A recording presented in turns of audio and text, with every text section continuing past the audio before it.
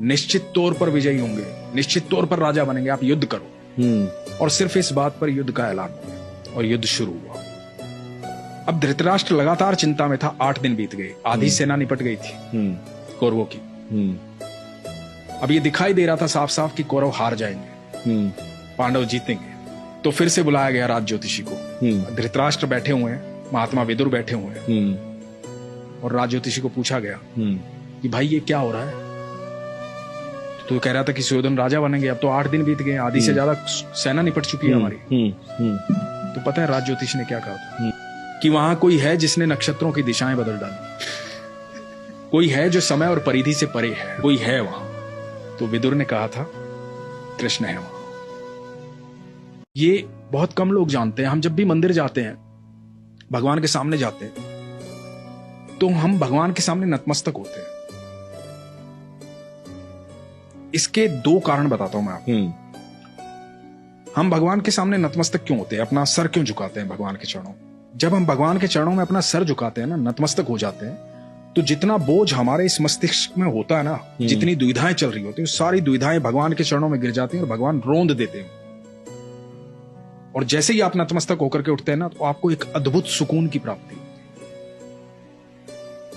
और ये क्रिया आप लगातार करते रहते तो आपके जीवन में दुख नहीं आता, क्योंकि आप भगवान के सानिध्य में रहते हैं। क्योंकि दुख की एक खासियत होती है, दुख बड़ा भोला भाला होता है। दुख जब भी आता है ईश्वर को साथ लेके आता है। जैसे ही दुख आएगा आपको ईश्वर याद आएंगे। ये बात तो है। भोला भाला होता है। दुख को बेचारे को पता ही नहीं होता तो साथ किसके चल रहा है। वो ईश्वर को साथ लेके आता है। उस वक्त में जो व्यक्ति ईश्वर को देखता है, उसके लिए दुख हमेशा के लिए गायब हो जाता है, और जो दुख को देखता है उसके लिए ईश्वर हमेशा के लिए चले जाते हैं।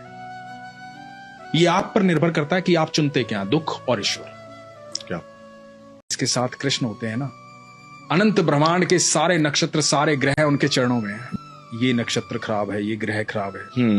तो ये वाक्य जो मैं बता रहा हूं ना, ये ध्यान से सुनिए। तो हुआ यूं कि जब भगवान 5 जगह मांगने आए थे कौरवों से, कहा था कि 5 जगह दे दो, पांडव आराम से रहेंगे, तुम आराम से रहना, कोई झगड़ा, कोई विवाद, कोई युद्ध नहीं।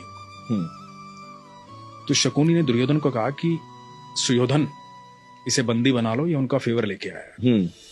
दुर्योधन ने ऐलान कर दिया कि बंदी बना लो। अब ठाकुर जी को कौन बंदी बना सकता है? तो पहली बार ठाकुर जी ने अपने जीवन काल में पहली बार वो ऊर्जा दिखाई थी, वो लाइट दिखाई थी कि मैं हूं को।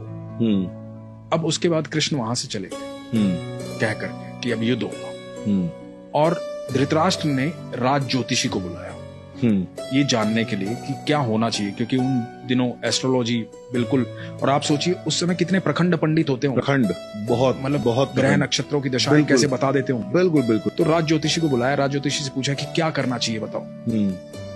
तो राज ज्योतिषी ने कहा कि महाराज सुयोधन की कुंडली में राजयोग, कोई हरा ही नहीं पाएगा।